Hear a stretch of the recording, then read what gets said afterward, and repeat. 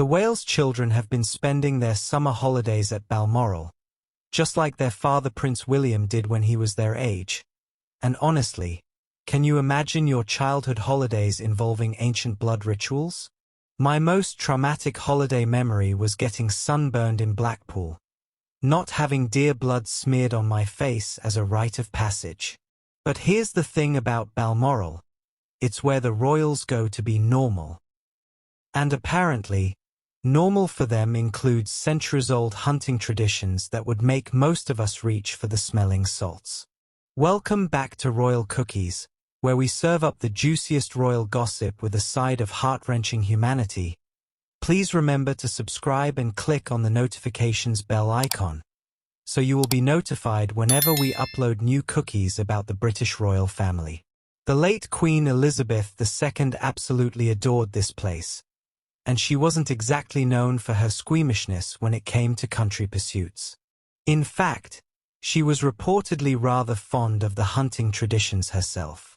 Think of Balmoral as the royal family's version of your gran's house, except instead of being forced to eat overcooked vegetables and listen to stories about the good old days, you're being initiated into blood rituals that predate the invention of the television.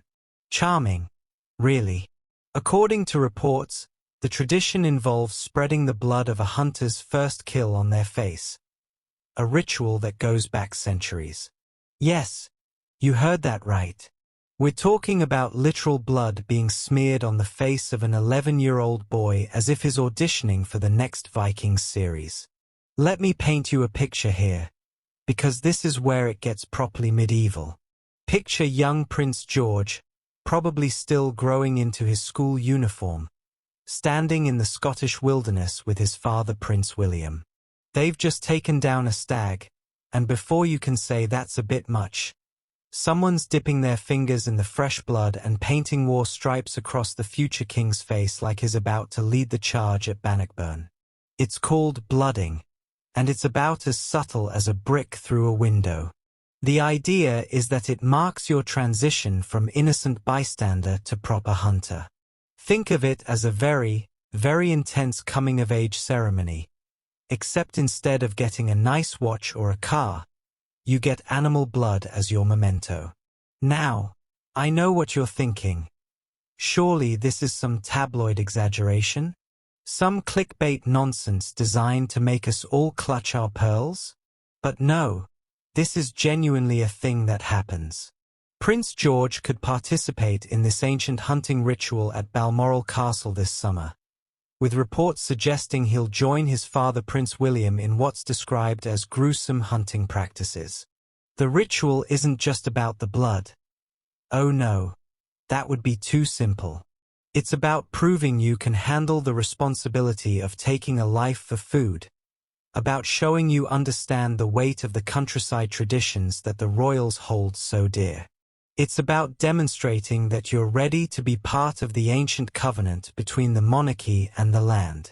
But let's be honest, in 2024, watching an 11-year-old get deer blood painted on his face feels less like maintaining tradition and more like filming a very expensive episode of I'm a Celebrity. Get me out of here.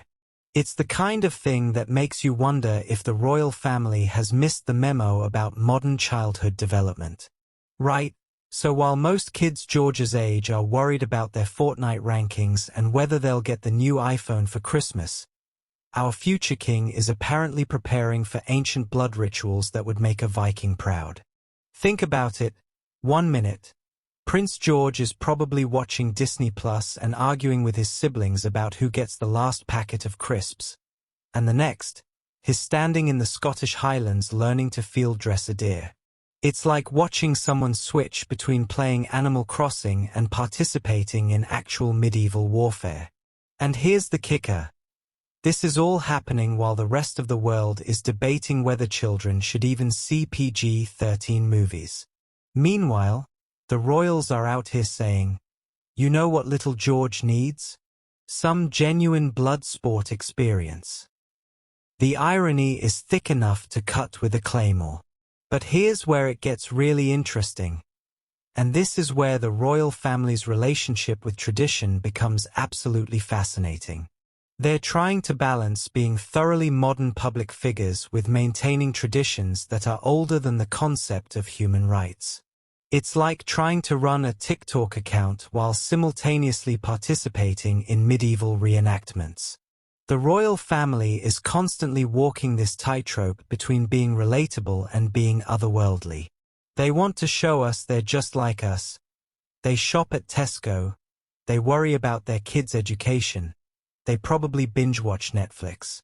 But then they turn around and participate in rituals that would make most of us question whether we've accidentally time-traveled to the 13th century. Prince William himself went through this exact same initiation when he was young. And look how he turned out. Perfectly normal, if you ignore the whole destined to be king thing. So presumably, the royal family sees this as just another family tradition, like Sunday roast or arguing about who left the lights on. But the optics, darling viewers, the optics. In an age where we're all supposed to be mindful of animal welfare and children's psychological well-being, watching an 11-year-old get ceremonially blooded feels like watching someone try to use a rotary phone in the age of smartphones. Technically possible, but absolutely bonkers. The royal experts are having an absolute field day with this one, and their reactions range from perfectly reasonable countryside tradition to absolutely barbaric medieval nonsense. It's like watching a very posh version of a Twitter argument, except with more tweed and fewer emojis. On one side, you've got the traditionalists who argue that this is an important part of understanding rural life and respecting the countryside.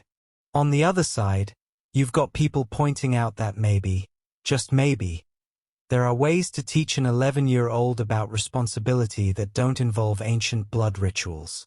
Revolutionary concept. I know. Prince George set for major upheaval as Mum Kate tours £30,000 per year North London school. Prince George is gearing up for a big change in just 18 months when he will be forced to move on from Lamrock School. The Berkshire-based independent prep school only educates children until year 8. And with the future king approaching his 12th birthday this summer, he will need to relocate to continue his senior school education next September.